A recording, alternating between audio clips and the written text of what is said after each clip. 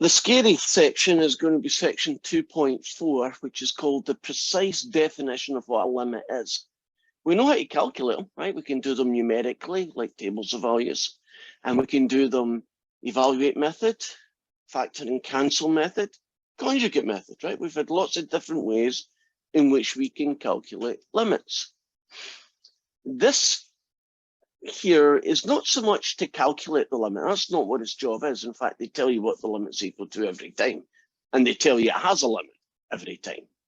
Now, what we're looking at is, how was the analogy? It's like a lawyer get involved in the process. So this is a very lawyer-esque way of defining what the limit of a function equaling something means. Now, we already kind of know what it means. You know, in vague English, we would say, you know, a limit of a function is the value that the function is trying to become, right? That kind of thing, right? So this is a little bit more nitpicky than that, but it's essentially the same idea. So let's take a very simple curve, right? Not doing anything, right? Just not get any holes in it, just a curve. And if I went and said to you, at that point there, because A is 1 and the answer is 1, we would look at that and we'd say, yes, I can just tell by looking that the limit as x tends to A of f of x exists, and it's equal to, in this case, what? 1, right? Would you agree the limit is that guy is 1? Yeah. So how do we formalize that relationship? Well, it goes something like this. When you say that the limit as x tends to 1, that's this fella here, is equal to 1, which by coincidence is this guy here, what we mean is that you can get as close to that answer as you want, right? If I wanted to get, say, within 0.2 of the answer, right, which in this picture is from here to here, right? 1 take away 0.2 and 1 add 0.2, right? So I can get within 0.2 of the answer 1. By just choosing values of x in this interval from here to here. So as long as x is between 0.8 and 1.1, won't all of those answers fit inside that interval? And we can make this interval, can't we make this interval as narrow as possible? Can't we shrink it away to almost nothing? And that's what we mean when we talk about the precise definition of a limit. And so they then move on and they say, okay, so in this particular case, as long as the numbers from x are chosen in the interval 0.8 to 1.1, right, that's from here to here, the answer that you get from the function will be inside this interval here. It'll be inside the range 1 plus or minus 0.2. We call this distance here, right, from the answer up there and the answer down there, we call this distance, in this case 0.2, we call it that curved little e. It's a curved e, and it's a Greek letter called epsilon. So it might look like an e, but it's actually the Greek letter epsilon, which is probably where we got our letter e from. You know, like the Greek alphabet sort of became our alphabet in many cases, but not.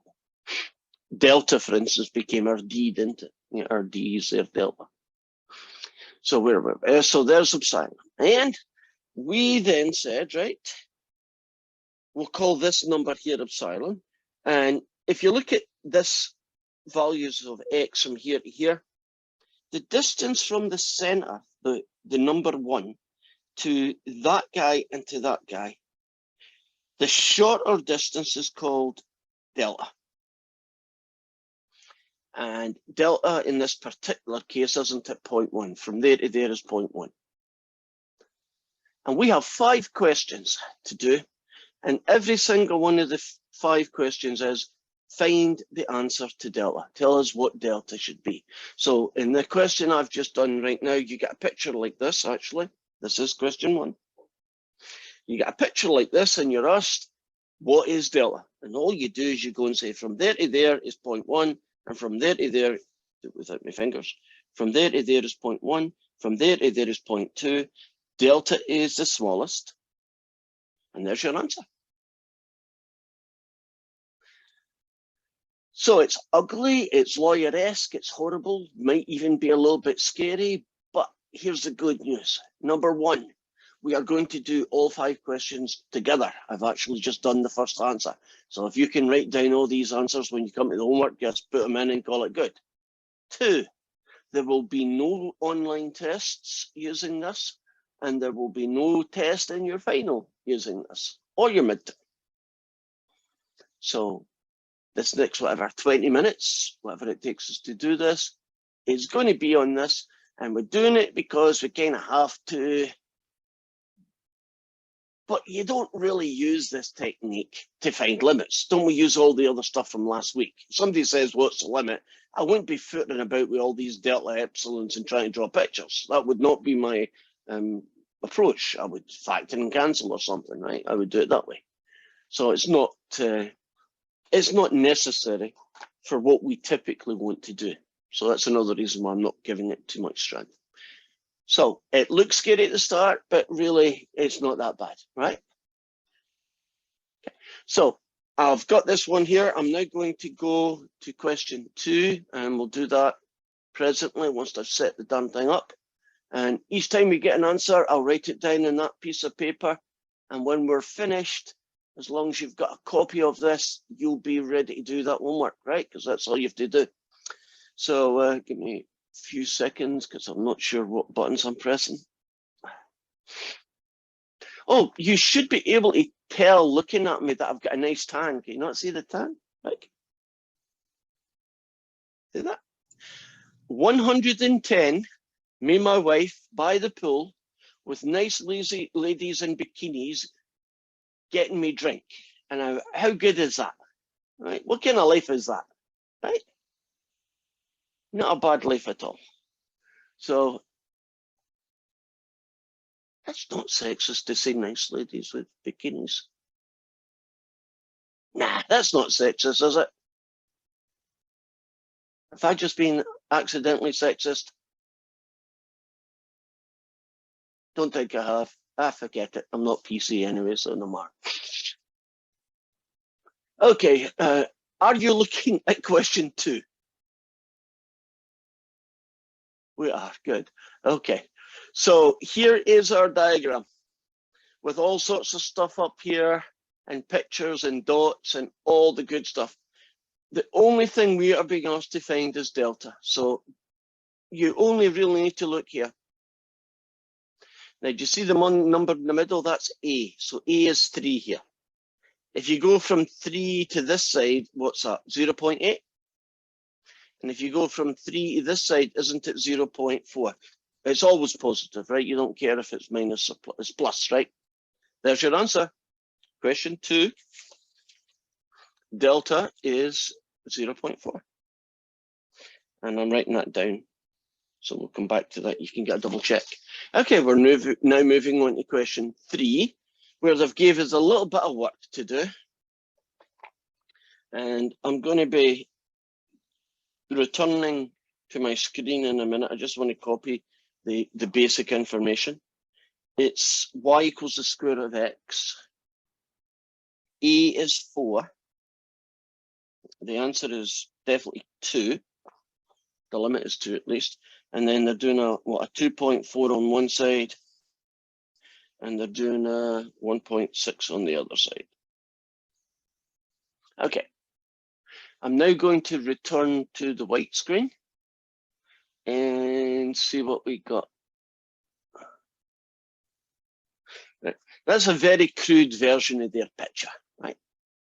Now, I need to know the distance from 4 to that number and the distance from 4 to that number, because won't the smaller of those two be the delta? And that's the question finished.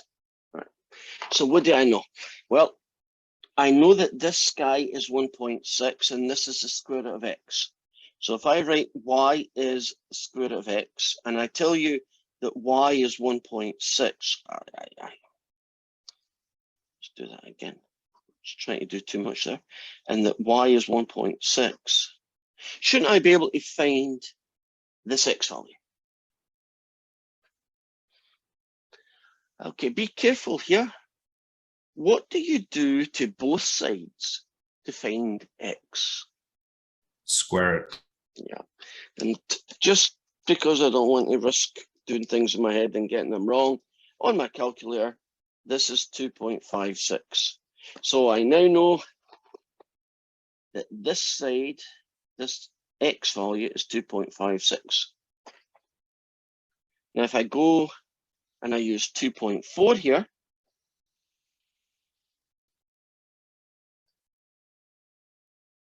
and I square both sides again, I will get x. And 2.4 squared equals 5.76, which means I now know this side. Now, if I go 4 to this side, that's what, from there to there, that's 1.76 away. And 4 to this side, I believe that's 1.44 away. Would you agree? 1.44. And so what number is delta? I have a choice. Is it 1.44 or is it 1.76? 1.44. And we have now finished our third question, right? That's 3 out of 4 done. Not as bad as it might have looked in the first 5 minutes. Right? Find the deltas. So basically, if you wanted to take this a little bit further, for the function y equals the square root of x, when we say the limit as x tends to 4, the overall limit is 2, what we're saying is that we can get as close to the answer 2 as you want. In this case, they said as long as you're within 0.4, we can get the answer as long as we keep x's within this range. Right, so as long as x is between here and here, we will get an answer between here and here. And that's it. Right, it's 2 more to do, and then we can call this You said delta was the smallest value, right? correct, the smallest value. Okay, on for number 3 you put 1.44. I did. That's right. The smallest value is that number there. It's not 2.56. That's not what I mean when I say the smallest value. I mean the smallest distance from 4 to there. So 4 to there has a distance of 1.44, and 4 to here has a distance of 1.76. So the smaller between these two is what delta is. And Okay, I'm sorry. That looked like a 2 to me. That's my fault. Oh, okay. My funny writing. Okay, number 4. I'll just show you roughly what picture 4 looks like. I'll try to be a little bit more neater this time. It looks like that. You've got a curve. This time it's y equals x squared instead of square root. You've got a guy here at 1, and the guy over here is also 1. And then you have a 0.5, which goes like this. And you have a 1.5, which goes like this, and little question marks. So what we're looking for here is delta again, right? So I'll start with, I know that the function is called y equals x squared, and I know that this y value is 0.5. Okay. So what do I do to find x this time? Take a square root. We do a square root. And that's going to be a horrible answer, but they only want the answer to 3 decimal places, so I'm just going to call it 0.707. Now if I go, so that makes this guy 0.707. Now if I go over to the 1.5 side, since y is 1.5, x is going to be the square root of that. And I get the answer 1.22, should round off to 5. That says 1.225. So, kind of blown up version of what's going on here. There's 1. Way over here, we've got 0.707.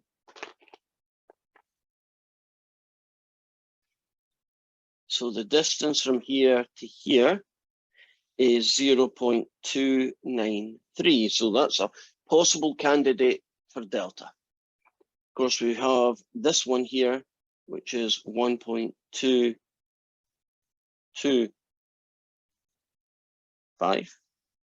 And the distance from the middle to that guy is 0.225. So we're almost done. Which of these is our delta? 0.225. And we only have one more question to do, and we're out of here, right? So that was question number 4.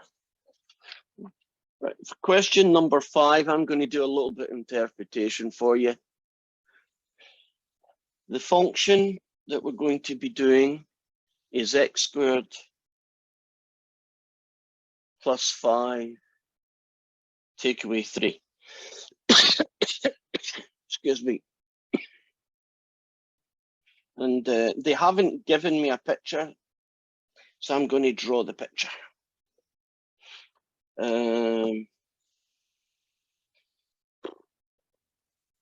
Oh, I need to know where to start and where to finish. This guy's going to be 2. Right, what else do I need to know? I know that, oh.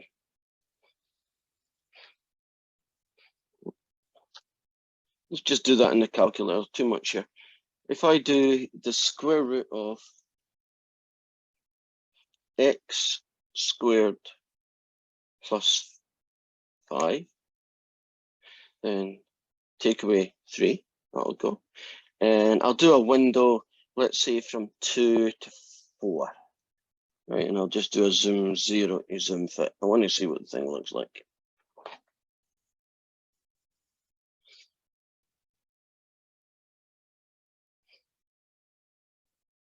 So it looks something pretty boring, really, right? It's not really much interesting as a curve goes. So that's what that looks like.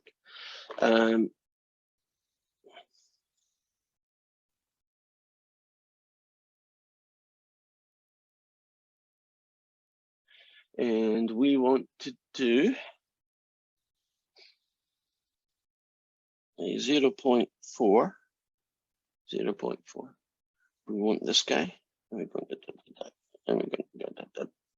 And this fellow's going to be here, and this fellow's going to be here, and put little question marks. Okay. How did you get the graph on the calculator again? I'm having.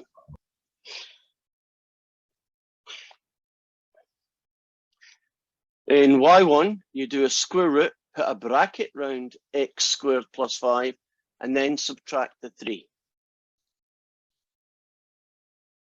Yeah, I did that. And it didn't look like mine? Well, the problem is I can't get to, when I hit the button that says graph, it gives me an error. Oh, there's another step. Did you hit window button and choose x from 0 to 4? From what to what? 0 to 4. So hit the window button, x min 0, x max 4.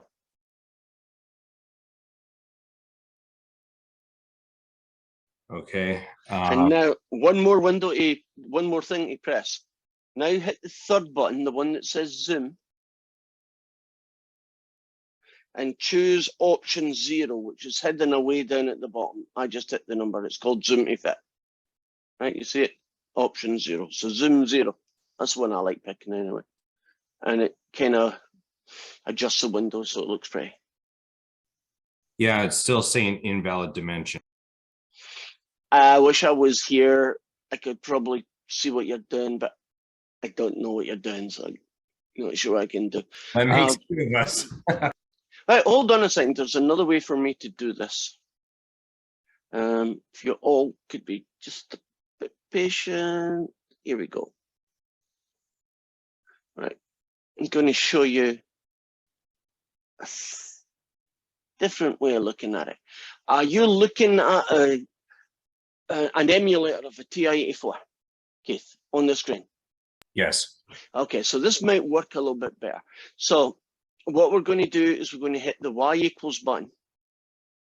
And Yeah, you're going I to got type, that. right, so we're going to go through it step at a time. Square root of, going to put a little bracket, and I'm going to do x squared plus 5. So it's going to be x squared plus 5, close the brackets.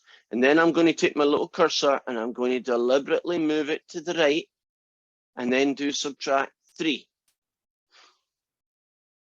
I did that. Okay. And there's a little history of the buttons I pressed. Okay. Now I'm going to go Windows. I'm going to do X min is 0, hit enter. X max is 4, hit enter. And that's that job done. And then I'm going to go the zoom button. And I'm going to choose option 0. I know it's not there, but if you go down to 0, it is. So I just hit the zoom button and 0 because I know that's where it is. And it will draw our picture. Yeah, and so I did exactly all of that, and I've got a TIA4, and it's saying error, invalid dimension. Okay, what you have probably got then, and I can show you, because this, you're not the only one's going to have trouble with calculator, so I don't mind spending 5 minutes on this. It sounds to me like you may have had something corrupted in your memory, something that happened earlier that buggered it up. So watch what I'm about to do. We are going to clear out all your memory, right? Now, on that plus button, there's a blue MEM for memory. Do you see that? On the plus button, there's a memory. So I'm going to hit second memory. And what we've got here is a whole load of things that we could clear out. Since I don't know what corruption has happened, what weird stuff has gone into your calculator, I'm going to go to the ultimate one, number 7. So you choose option 7 and it says reset. And I'm going to tell it to reset all the RAM and press enter. And it's saying, oh, this is dangerous. Are you really sure? I'm going to move it down to choice 2 and reset it because I am sure. And that's me cleared out all the RAM. Now I'm not finished yet. I'm going to go second, back to memory. And actually do 7 reset. And I'm going to go now down to number 2, which are the default settings, which is basically what you would have got if you'd taken it out of the wrapper. And I'm now going to hit enter again. And it's going to say, "Whoa, are you sure?" And I'm going to say yes. And I'm going to hit reset. So your calculator now, Keith, is set up like it was brand new, right? So let's try that one more time. And if that doesn't work, then I'm just going to say, throw your calculator out the window. It's a piece of garbage. No, I won't. There's probably something else there. So here we go. Square root of x squared. Let's put brackets in again to be safe. X squared plus 5. Close brackets. Move the little cursor to the right to be sure. Take away 3.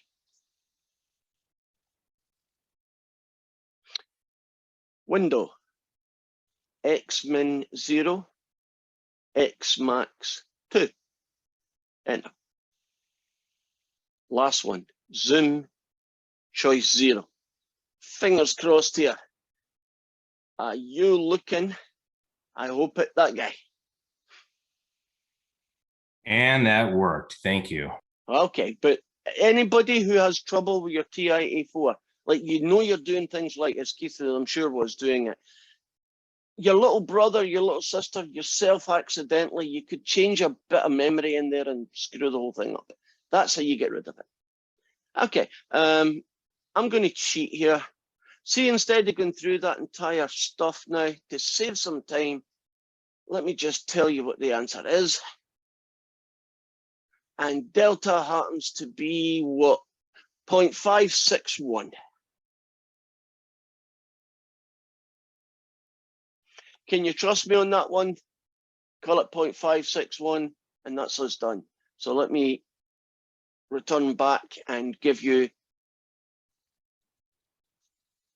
the whole 9 yards. There's our 5 answers. 0.1, 0.4, 1.44, 0.225, and the one I just did, it's 0.561. I've just realized that question 5 is the only one that varies, which means for some of you, it won't be 0.561, it'll be whatever it is, but just put 0.561 because you're all going to get 100% in that homework anyway. And that I can now say, sort of. Did you do section 2.4? Yes, I remember Professor Robertson doing that. Great. It's now over. We've done it. So we are now going to look at some other stuff. Here we go. Our next section. I guess I should formally say, are there any questions from that last section? Please don't have any, but is there any questions from the last section? Oh yeah, is epsilon always the y-axis and delta always the x? Yes. Yeah. I can't honestly, and I've done maths a long time in my history, the only time I ever remember doing the delta epsilon was when I was at university doing my first calculus classes, and they did delta and epsilon. And I'm pretty sure the professor I got kind of did what I did, which was, this is what it is, but nobody's ever going to use it. Let's get it over with and move on. So I'm kind of sharing that. I'm pretty sure most professors will probably do something similar. So it's not just me, and you know, you'll go to university and some other person's going to make a big deal out of it. I doubt very much they'll even pay it. You'll even see it again. So let's look at something a little bit more useful. We are going to look at what is called continuity. Continuity in kind of English is when a curve behaves nicely. Can you imagine just a normal curve with no weird holes in it, no vertical asymptotes, no piecewise functions that are broken in bits, just a boring old curve? We would call a boring old curve continuous. In a way, don't you want boring old curves? Because aren't they the easiest to deal with? In fact, aren't most functions going to be boring old curves, right? They're going to be continuous. So what is our definition of being continuous, being nice and smooth and nothing weird happening? Well, here it is here. Here's a little picture of it. It's almost nothing at all. Can you imagine a curve? There's A, there's f of A. Doesn't that curve have nothing weird going on? It's continuous at A. And we describe it in this way. A function f of x is said to be continuous at x equals A when its overall limit is equal to the value of the function at A. That is what a continuous means. Now, if f of A does not exist, so in fact, so if there's a little hole there, you know, sometimes you have a hole in the curve, it's not continuous. If the overall limit is not the same thing as the value of the function, it's not continuous. Right, so to be continuous, the limit has to exist, right? The overall limit has to exist, and it must be equal to the value of the function, which now brings us to when are things not continuous? When do we have issues? I've got a whole load of notes I want to separate out here. Here we go. So there are a number of common discontinuities. These are most likely ones you're going to see. There's ones called removable discontinuity. There's ones called jump discontinuities, and there's ones called infinite discontinuities. So these are when things go wrong, right? When a function's not a boring smooth curve. Right, a removable discontinuity looks like these two guys. Let's see what the problem is. Right, this one here. Wouldn't the overall limit exist? It would be equal to this number here. I don't know what this number is. I'll call it L, right? Would you agree this has an overall limit and it's L? Why does this not count as continuous? What's the value of the function a? Can you see there's no value, right? It doesn't exist. That's why it's not continuous. That's a removable discontinuity. Well, what happens if I tell you, hey, here's where the value of the function is. F of a is this number up here, 42. That's still not continuous, because isn't that dot not the same place as where the limit says it should be? So both of those are examples of removable discontinuity. Have you got a visual picture now of what a removable discontinuity looks like? Right?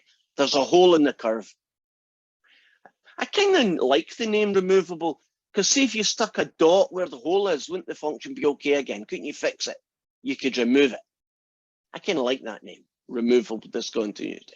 But that's what they look like. Now, what does a jump discontinuity look like? Well, here's every version I can think of. They all have one thing in common. These are all jump discontinuities, but they all have one thing in common. Don't they have this break in the function, right? It's up here and then it's down here, right? There's a definite separation between what's sometimes called the left branch and the right branch. So if you ever get a function that's broke, right, a jump discontinuity, and this is what it looks like.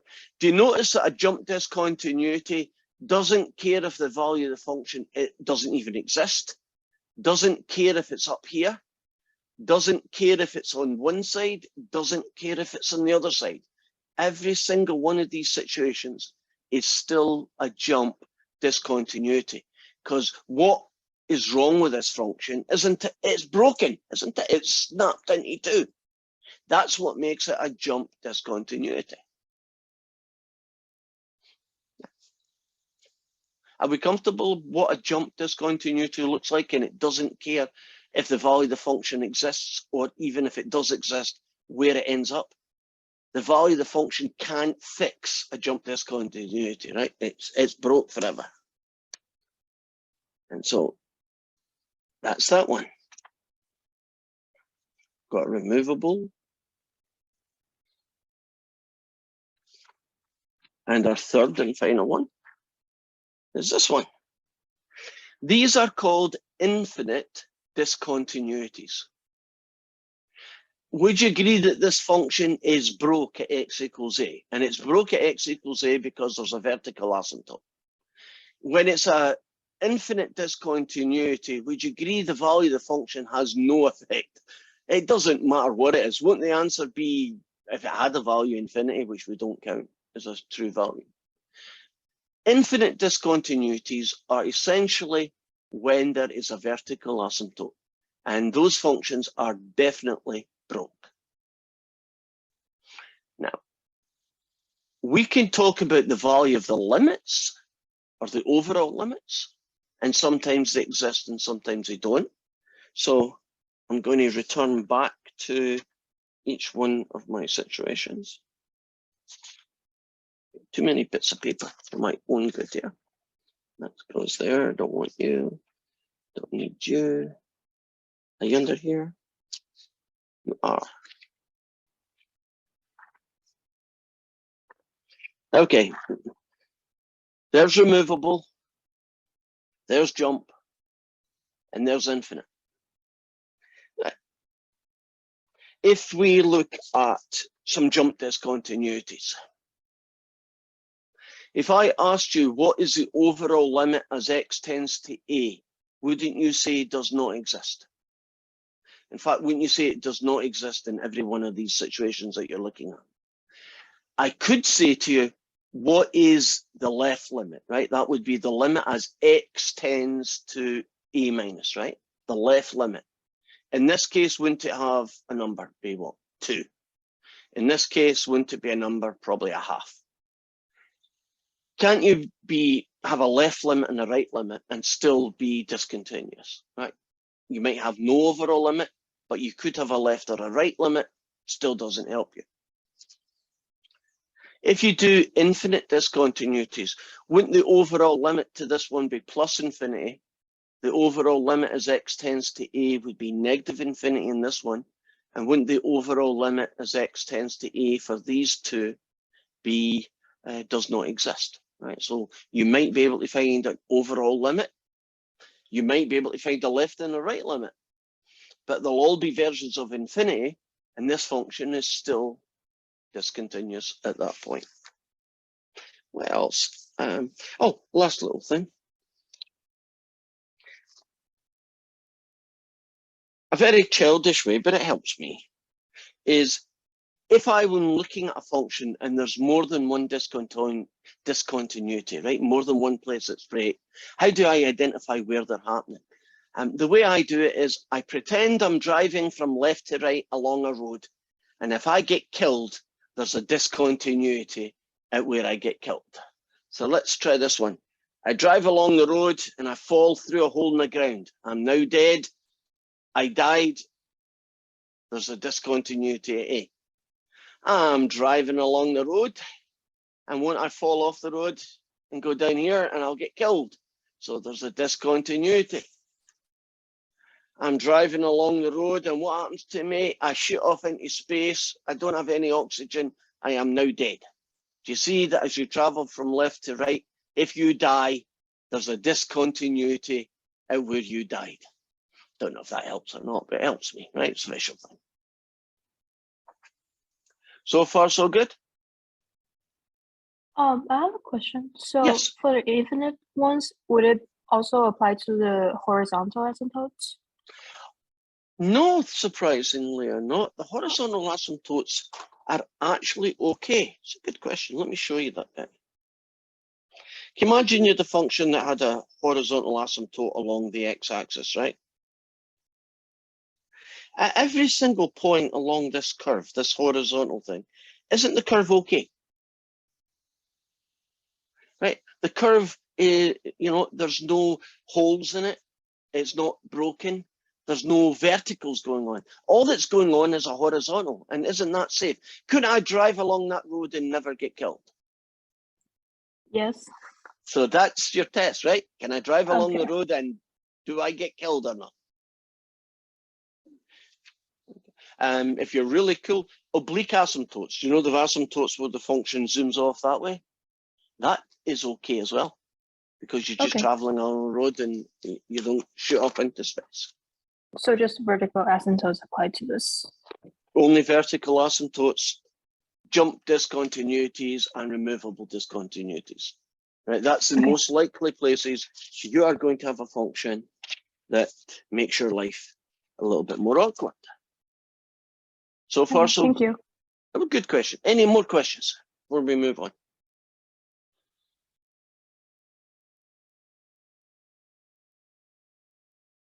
Okay, a little bit more notes, and then we can actually start looking at what they have for you in homework. I'm just trying to find it. Here is my notes. There we go.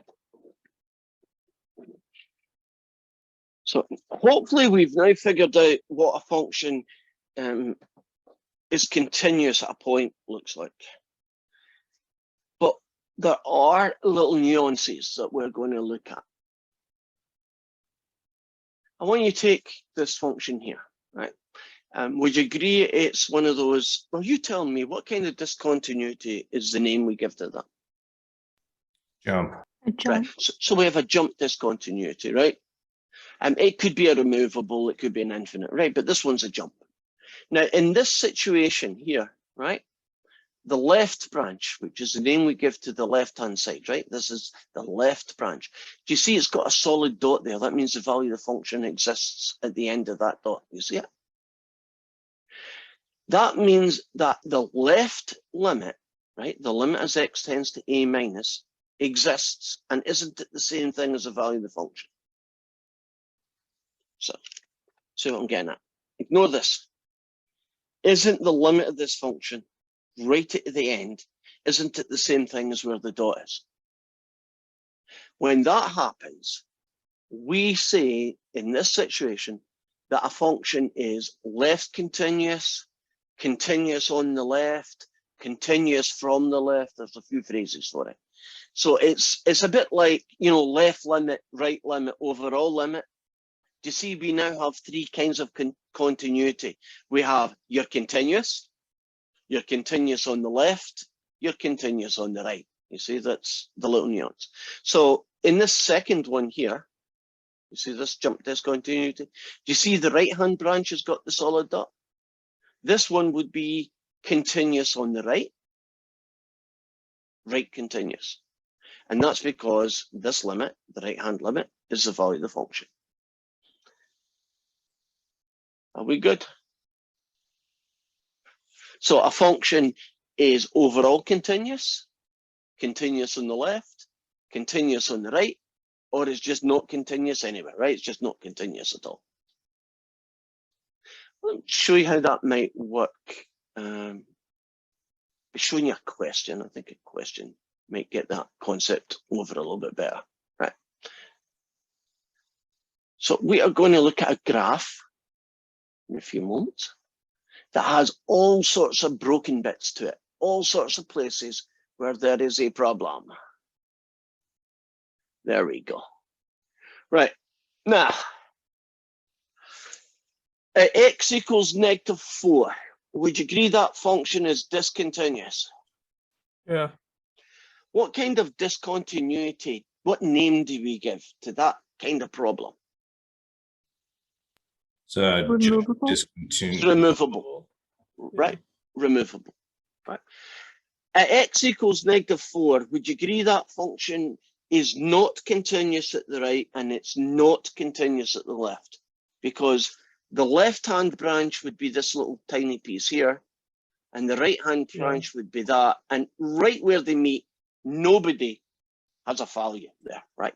Now let's shift to x equals -2. Can you see a jump discontinuity here? So this function is discontinuous at -2, right? Now, let's see if it might be left or right continuous, because those two are not contradicting the first statement, right? You're still discontinuous, but you might be continuous on the left. Right, x is -2. There's my left branch with a little solid dot on it. Here is my right branch with an open dot on it, right? Solid dot's filled in, open dot isn't. This jump discontinuity, does it have a left continuous or is it right continuous? Right. Okay, what side is that one? So if it's going to the right, it's left continuous. I don't know why you're calling it that way. You might, okay, when you read a graph, try and always read it from left to right. So if you're reading this from left to right, you see this guy here is coming in from the left. So this is left continuous. Oh, okay. Right? So if you start looking at it from a different, this way, I guess you get confused. Right? This piece here is called the right branch. This piece here is called the left branch. So if you only focus, I wish I could cover the rest of the screen up, but if you only focus on this little snapshot around x equals -2, the piece on the left is the left branch. The piece on the right is the right branch. Whichever one has the dot on it, that's what continuous it's going to be. So in this case, isn't the left branch got the dot? So it's left continuous. That's it. Right, let's look at x equals 2 then. That's the next jump discontinuity. You see that guy? Okay. Left or right continuous? Right. Right. Agreed. Do you see the right branch has got the solid dot on it and the left branch doesn't? So that would be considered right continuous. Okay, now 4 is a little bit weird. I'm going to assume that this left branch is zooming down the way now to -infinity. And on the right-hand side, there's a solid dot. So in this case here, I would say this one is right continuous. And I've got some answers that are really annoying. So right now, hopefully what you can do is you can look at a function, you can tell me if it's left continuous or right continuous or not, and maybe even tell me its name. Okay, let's just do names right now. What kind of discontinuity is happening at x equals -2? Okay, what's happening at x equals -1? Infinity. Yeah, infinite discontinuity, good. What's happening at x equals 0? Jump. And what's happening at x equals 1? Also a jump. Also a jump. So the vocabulary that we're using here is so that you can have a word associated to a visual thing, right? So if I say to you there's an infinite discontinuity, are you imagining some kind of vertical asymptote? You know, maybe if I give you more information, you can figure out what kind of vertical asymptote it is. If I say it's a jump discontinuity, do you already get the idea that the thing's broken, it's two pieces? If I say a removable discontinuity, can you imagine it's a nice smooth curve with a 0, a hole in it? That's kind of what that would look like. So the discontinuities, right, the places where the thing is not continuous would be at x equals -2, at x equals -1, at x equals 0, and x equals 1. At those 4 values of x, this function is broke, right? Various ways in which it get broke, but it's discontinuous, right? It's broke. So now we're going to go and we're going to look at, is it maybe left or right continuous anywhere? At x equals 0, right? That discontinuity at x equals 0, is the function left or right continuous? Left. Left. Agreed. At x equals 1, is it left or right, or it's just still not continuous? Because there is a No. third check. Still not continuous. Still not continuous. Now, a little bit trickier, but you can actually do it at the endpoints. At x equals 3. Left. But what about at x equals -3? You're Right. correct. Yeah, Right. correct. This is cool, right? Are we getting comfortable now about what discontinuities look like in their 3 names, right? Removable, jump, or infinite. And now we're adding another layer on top of that, which is left continuous, right continuous, or it's just totally discontinuous, right? Which occasionally happens. This function here, where are the problems? What are the x coordinates of where this function has a problem? 1 and 3. Okay, we could phrase that as, where is it discontinuous? The answer would be 1 and 3. Where does it have a problem? The answer is 1 and 3. And when does right? No, that's good. Don't want any more. Now, do you know there's a little kink where it goes down and then it goes straight? Do you see that curve there? It's got a little kink in it, a little corner. That's not a problem. Would you agree that you can drive along that road and not get killed? So it might look weird, but it's okay. And isn't it okay to have a line that goes up and then it comes right down as long as they meet at the top? Those are not discontinuities, right? They're just things, right? They're just nothing special. So let's ask 2 different questions. Now, why are you doing that? I thought I'd rib it. I did. Back me up here. Didn't I tell that thing to make the answer go away? It's got a mind of its own. It must think I'm pretty stupid, which I am. Right there. Same curve, right? So the first question, B, I know it's slightly out of order, is asking us for the numbers, the x coordinates, of where this function is not continuous. And we already figured that out. It was 1 and 3. So you just go 1 and 3. Now, question A is not quite the same thing. At what numbers, A, does the overall limit, and it's only the overall limit, not exist? So what are the x coordinate of the only place where the overall limit does not exist? 1. Right. Now you might think, why can't I pick 3? The overall limit at x equals 3, doesn't it exist? Isn't the left and right limit the same thing? right? So you got to realize that limits and continuity, right? They're not always equivalent. Each one has its own little nuance, and you have to be aware of that. The overall limit exists. The function's just still not continuous. If that isn't this called a removable one, if you needed a name. And the third one says, at what numbers A does the limit exist, but the function is not continuous? Well, the limit exists at 3, but it's still not continuous. So when you put those three guys together, do you see the nuance that I'm trying to get at? It's discontinuous at 1 and 3. At this guy here, the limit doesn't exist. In this, the limit exists, but it's still discontinuous. And so that is not the same as asking this or this, right? Asking when a function is not continuous is not the same as just saying, tell me the places where the overall limit doesn't exist, or telling me, you know, did I get that right? And what numbers of A does this? Yeah, or just telling me where the overall limit doesn't exist. That's not the same as this. Isn't this guy either of those two? All right, here's another one. Looking at this function, tell me any x coordinate where something bad is happening. That means it's not continuous.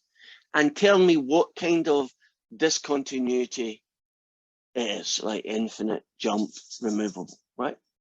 Okay. Any x coordinate where it's discontinuous, and tell me what kind of discontinuity has it got. X equals 5 is jump. Agreed.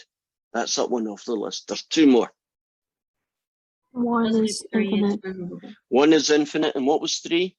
Removable. Removable, right? So if the question was all about what we just said, couldn't you be writing those answers down, right? So it's discontinuous at 1, x equals 1, x equals 3, and x equals 5. Or I might say it's not continuous at x equals 1, x equals 3, x equals 5. When I take over the world, there's only going to be one word for each thing instead of 3 different names for the same thing, right? Because it does kind of put your mind off a little bit. Tell me any place, any x value, where this function is left continuous.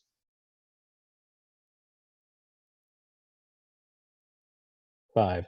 5. Would you agree that's the only place where this is left continuous? I don't see any right continuous, so I'm not going to ask that question. Oh, that's nice of them. You know, sometimes when you have vertical asymptotes, they put a nice little red vertical line through it to make you realize that that is actually a vertical asymptote, right? It's going up for 7.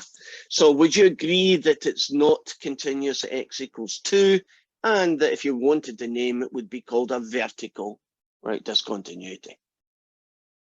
Is there any other place on that diagram, that graph, where the function is not continuous? What is that value of x where it's not continuous? 2. Around -2. All right, -2, agreed? And it's removable. This function has no left or rights that I know about. So now we're going to move on to a different kind of question where we tell you some things about a function and you try and draw a sketch based on this information. So I'm going to tell you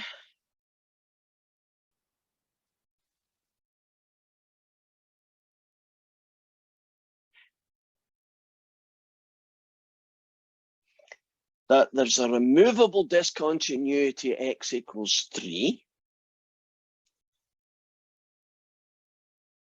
There's an infinite discontinuity at x equals 2. And I'm also going to tell you that the overall limit as x tends to 2 is infinity. And lastly, I'm going to tell you that you have a jump discontinuity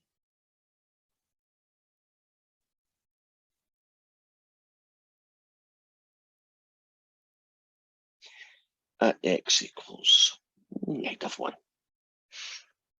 And we're going to put all of that together and try and draw a graph where all those things are true. Now, when you draw a graph based on limited information, there is going to be a little bit of wiggle room in what your answer looks like. In other words, there's going to be maybe 2 or 3, a lot of different flavors of the same information.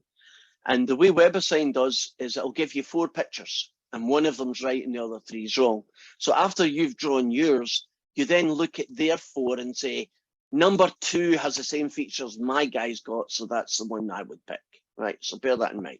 So in no particular order, I'm going to do a removable discontinuity at 3. So I'm going to put a hole there and I'm going to go like that. Would you agree that's the boringest, easiest way to do a removable discontinuity? Now, could I've made it go down the way? Yep. Couldn't have made it look like a happy face. Couldn't have made it look like a sad face. Do you see the nuances? It's still a removable, right? Now, what's happening at x equals 2 is a vertical discontinuity. So I'm going to do that little red line that they sometimes give you. And it's going to be vertical. And at least they've told me that the overall limit is infinity. Now, if the overall limit is infinity, doesn't it have to do that?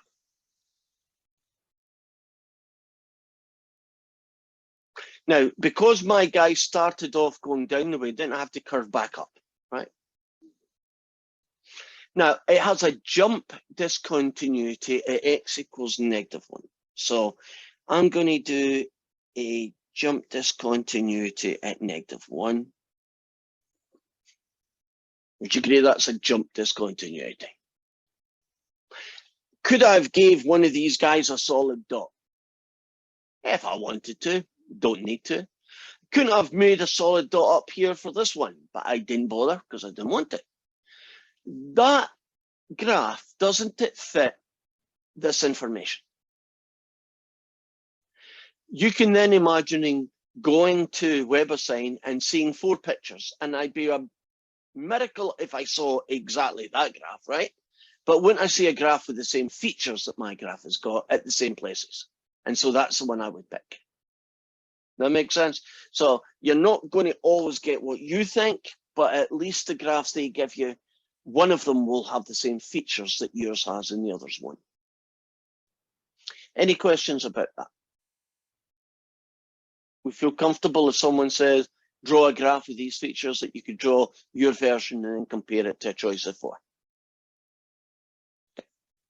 And that's basically what question 6. Well, let's try this one. I'll show you an example of how that works in Homework World. I'm going to have to shrink this up, so you won't probably be able to read the story anymore. There. Sketch a graph of a function that has a jump discontinuity at 9 and a removable one at 7.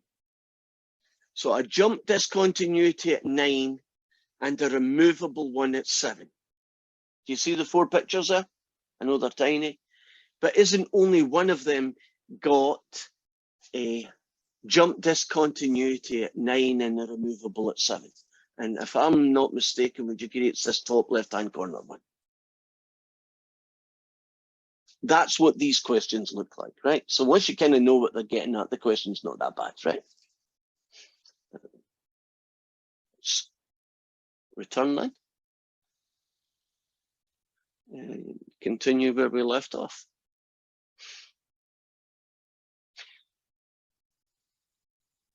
Oh, I didn't realize that. It's okay.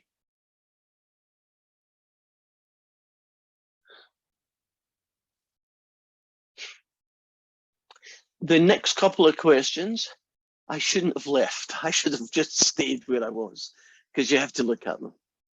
Right, this is question 9. It says, which of the following are continuous functions? And there can be more than one. So a continuous function is basically a nice boring curve, right?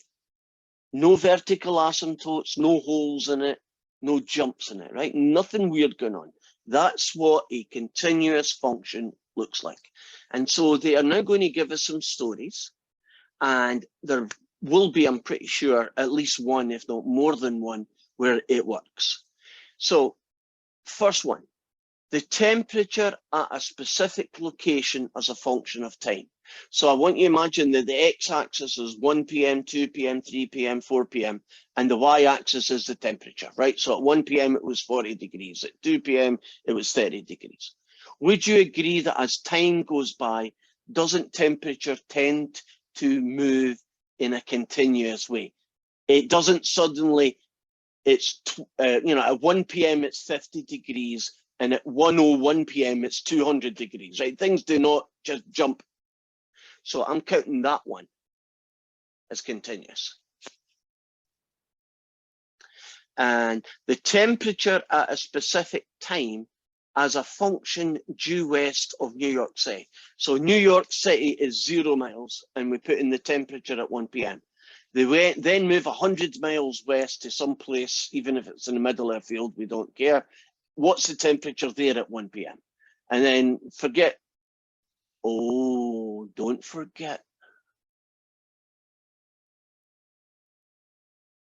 I might be too subtle here. I was going to say that's continuous, and then I thought, wait a minute, don't you have time zones in America? So if you do, I don't know yet, you're going to find out when you do this homework. If they do have a time zone in America, couldn't you go 1 mile to the west and the time would suddenly change to be an hour different? And couldn't there be a jump in the temperature? Not because the temperature jumped, only because the way you measure time jumped. I'm going to pretend that's not true and pick that one. Altitude, cost, okay, let's look at one that's not Wait, continuous. I did have Yes. a question for this, Yeah. the second one. Yeah. I'm just trying to picture what that graph would look like. Time would be the x-axis and Well, not time. The x-axis would be the distance from New York. the y would be temperature. Yeah, at 1 p.m. in all those places. Oh, at a specific time. Okay. Yeah, so at 1 p.m.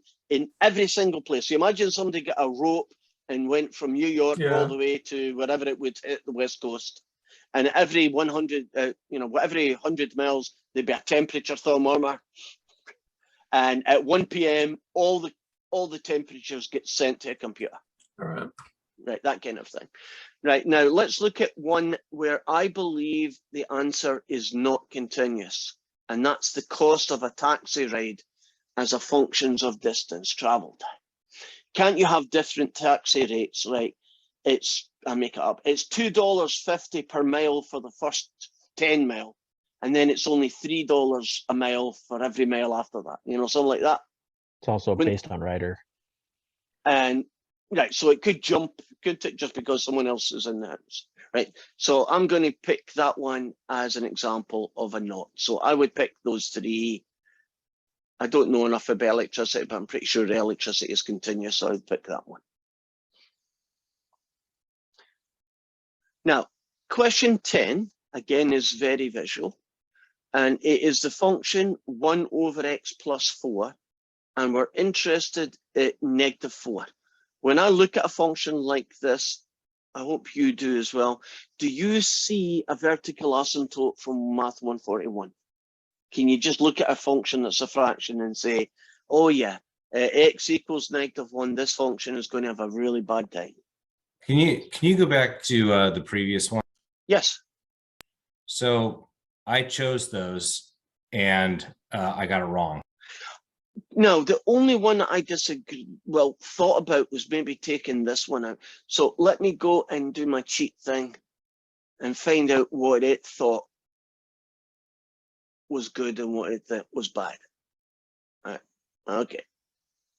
Let me check that one out.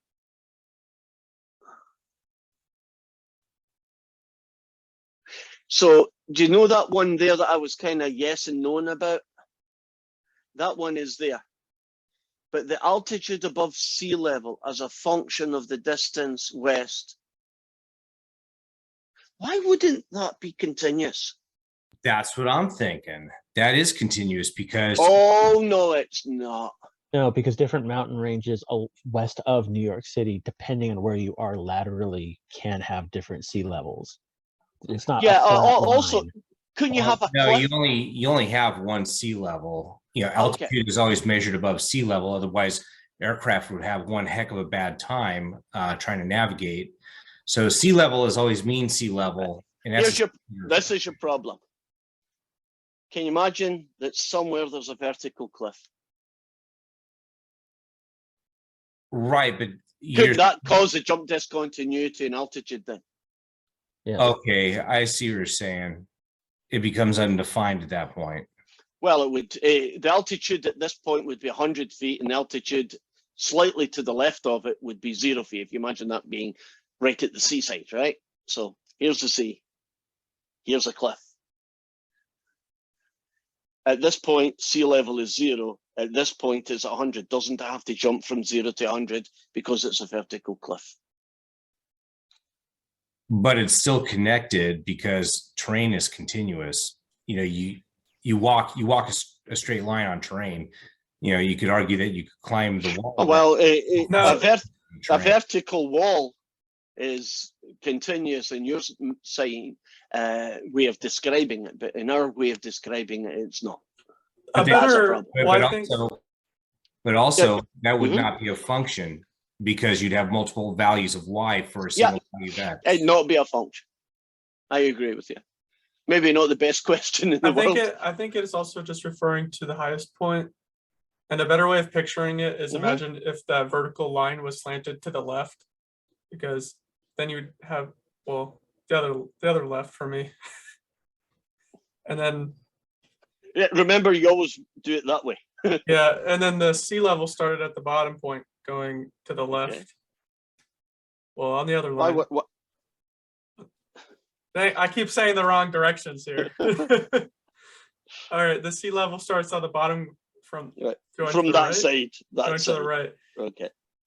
Anyways, I've already lost myself here. Never mind. Okay. the apart from that question caused lots of other questions. Can we pretend that a vertical cliff would cause a problem, and that's why they said it? And we'll not get too caught up in the fact that you can't be a function then if you're a vertical cliff because you have an infinite number of points. But that's what it is. Apart from that, now back to 10, and I have all these answers, and I don't want these answers. Go away. So what we have here is a function, and we are going to, oh, here we go. So the function is f of x equals 1 over 1 plus x, and we're interested at -4, and explain why the function is discontinuous at x equals a. Now I can tell you if I just go straight to my calculator.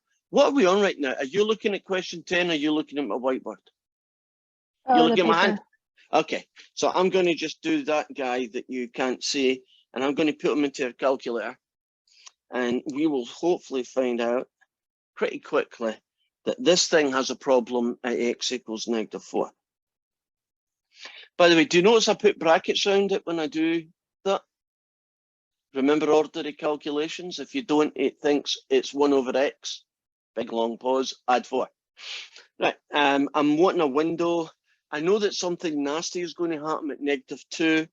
So how about from -4 to 0, right? That's roughly halfway, right? Between -2 is halfway. And now do my zoom 0 thing. Come on, I haven't broke you, have I? Oh. I've broke my calculator. Not permanently. Yeah, okay. Let's do -1, not -1. -3 to 0. That should work. Let's just do a graph and see if we can make it happen.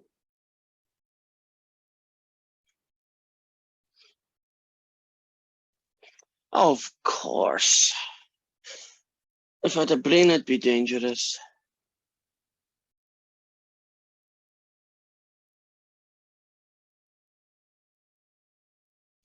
Okay. I'm just playing about with the windows here.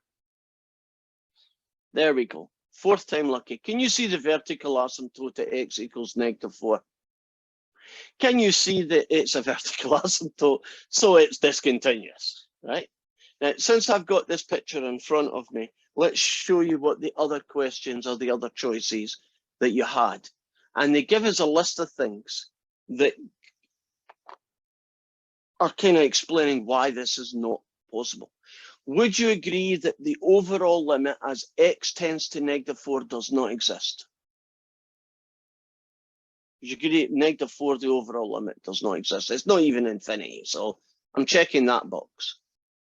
Would you agree that f of -4 is undefined? Would you agree the value of the function is undefined?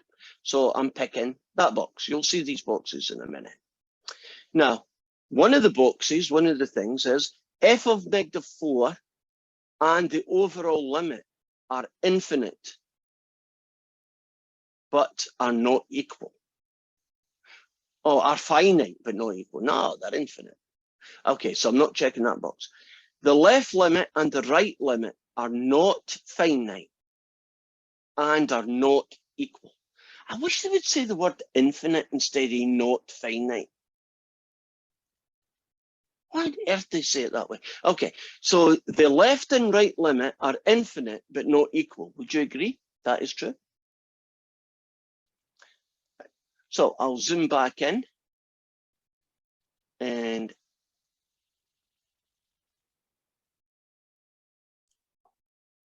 here are the boxes, and that's the ones I've picked. One of these pictures, which I believe is that picture. No, it's not. Almost made a mistake. Wasn't it that one at -4? Number 2. That's number 2. Oh, because it went, oh, let's check. Which one went up and which one went down? It went down and up. You're right. That's the one that went down and up. Question 11 is just a basic duplication of the same thing. And now we are going to go and look at question 12. And I am going to have to pause a minute because I have some things I need to do. While I'm doing this, why don't you put your attendance in?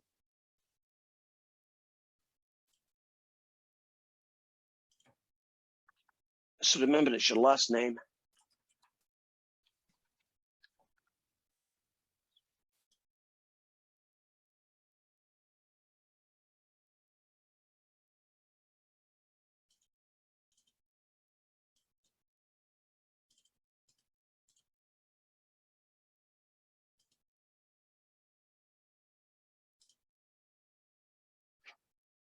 Okay. Now, piecewise functions are quite cumbersome to do by hand. So what I've got now is Desmos, and this is set up so that you can actually do a piecewise function. So where is my guy? Right. So the fella that we are going to be doing is x plus 5 when x is less than or equal to -1, and 2 to the power of x when x is greater than or equal to -1, right? So that's the function that I'm going to do in Desmos. So you type in the function, which was in this case x plus 5. You do a little curly bracket and you do x less than or equal to, and the number was -1.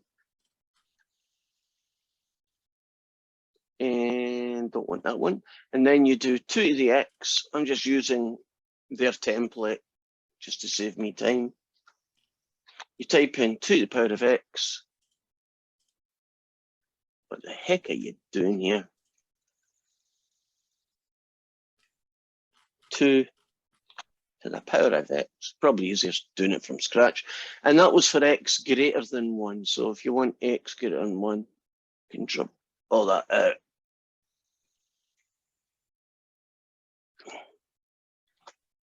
Right, and let me make this bigger. Right. Put in the function, what I call curly brackets. As long as x is less than or equal to -1, use this rule. The y coordinate is the x coordinate plus 5. When x is greater than 1, use this rule. Y equals 2 to the power of x. So far, so good. Now, can you see the piecewise function to the right? Now, there is a little thing that we need to know here, don't we? And we need to know which piece, this guy or this guy, gets a solid dot. Now, do you notice that you use this function when x is -1? So -1 is the boundary between the two. And that should be -1, by the way. There we go. And -1 is here. So when x is -1, y is 4. So I'm going to do -1, comma 4. And you see, you get the dot where you want the dot to be. And you just have to imagine that if there isn't a dot, it means there's a circle there, right? I know it's not perfect, but can you imagine there's a circle there? We've just drawn that piecewise function. Would you agree it's got a jump test continuity? What's the left limit equal to? Or let's phrase it a different way. Does it have a left limit?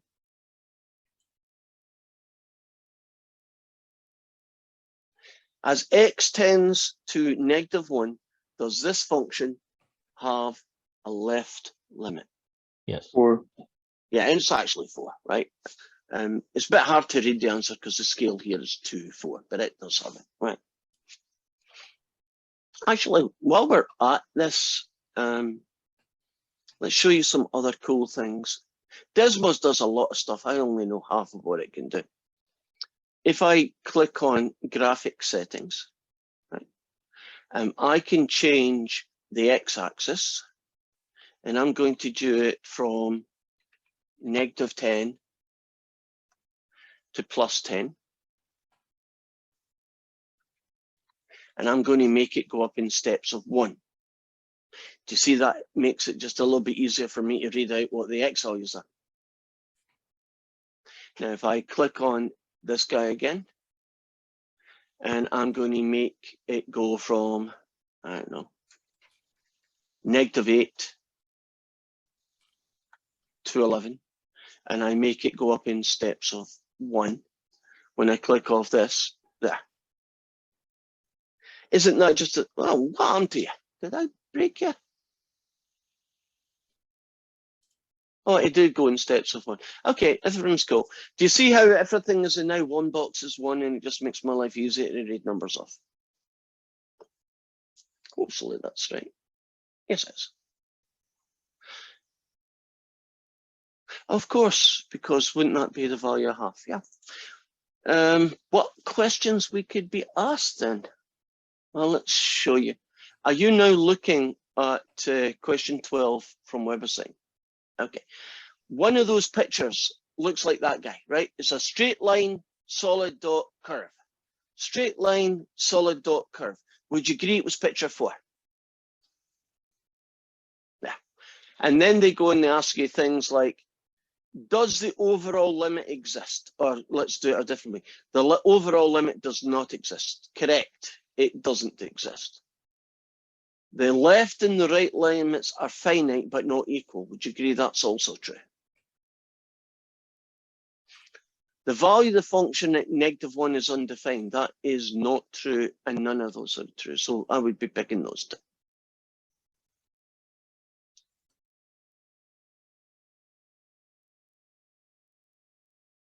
That question. Oh, I'm sorry. Yes.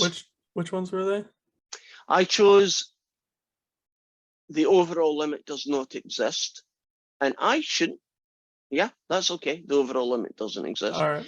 And that the left and right limits are finite.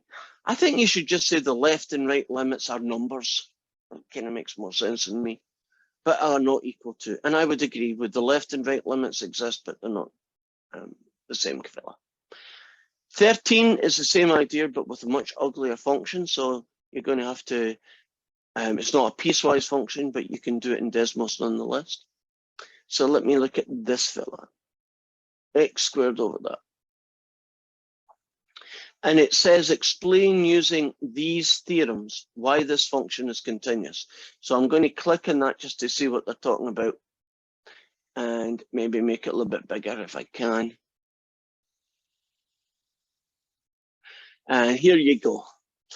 If a function f and g are continuous at some point a, then f plus g will be continuous, f take away g, f multiplied by g, f divided by g, provided g is not 0. Okay, so that's what they're saying is the rules that we're going to use. So I am going to take this function and tell you why I know it's continuous at every single value, without sketching it and just saying I can tell by looking. So this function is a rational function. It has x squared on the top, and it has the square root of x squared plus 4 on the bottom. Okay. Essentially break it into its bits and show that each of the bits are continuous. So let's start off with this bit. Would you agree that x squared plus 4 is continuous? Right? It's just a polynomial. All polynomials are continuous. Would you agree that if you take the square root of something that's continuous, CTS for short, it's continuous? Would you agree that x squared is continuous? Would you agree that if you take a continuous function and divide it by another continuous function, as long as the bottom is not 0, won't this also be continuous? So I can look at a function and tell if it's going to be continuous without sketching it to find out. Essentially, if the bits that it's made out of are continuous, the whole thing is going to be continuous.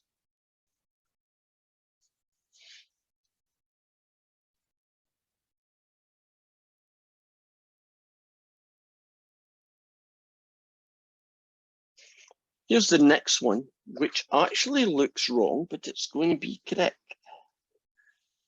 We are given a function that is, okay. We're going to prove that this function is continuous. Would you agree that 6v take away 1 is a polynomial and all polynomials are continuous? All right, all straight lines are continuous. Would you agree that this quadratic is continuous and all quadratics continuous? They're polynomials. If you take two continuous functions and you take one divided by the other, won't the answer be it's continuous, provided the bottom is never 0? Can you trust me that v squared plus 5v minus 4 looks like that guy? It's never 0. Which means that this function is continuous.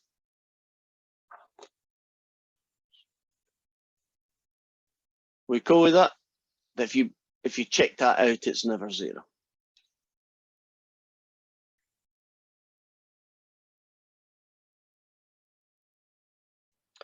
How about this one?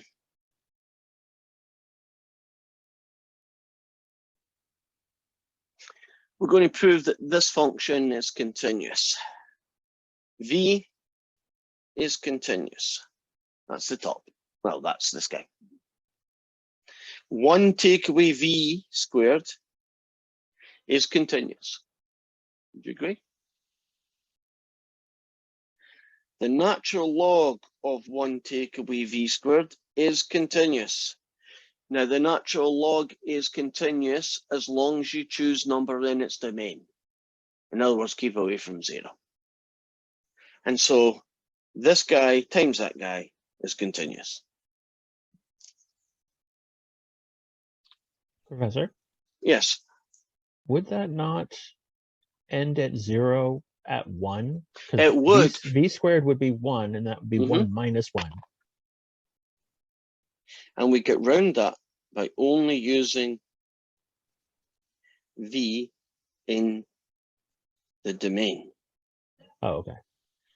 So we kind of get round the problem by saying, yeah, there might be problems there, but we're not going to use it there. We're only going to use it in its domain. All right, so for all values of v greater than 1. Got it. That would work, or less than 1 in this case. And what's 17? That's a polynomial, skip that one. Right, and the last bunch of questions is use continuity. Interesting question. Use continuity to evaluate some limits. So the limit, the overall limit as x tends to 1 of the natural log of 7 take away x squared over 1 plus x. In a lot of ways, this is a trick question. We're being told that the thing is continuous. In other words, you can find the value of its limit. And won't its limit be the value of this function at 1? So it's basically 7 take away 1 squared, oops, big bracket, over 1 plus 1, which is 6 over 2, which is 3. So the answer is the natural log of 3. If you're continuous, won't your limit be the value of your function? If this, we're told this is continuous, so won't the value of this be the value of the function? 7 take away 1 squared, 1 plus 1. So what would you get if you wanted to find the limit as x tends to 4 of that guy? Well, you would just get the value of this expression at 4.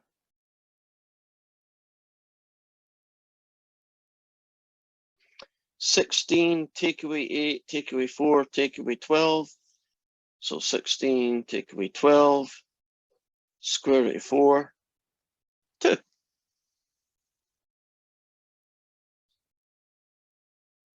It's kind of a trick question, isn't it? You're evaluating a limit by just evaluating the expression. If a function is continuous, won't the value of the limit be the same as the value of the function? That's all I'm doing, which means I'm plugging in 4 and getting the answer. I'm plugging in 1 and getting an answer.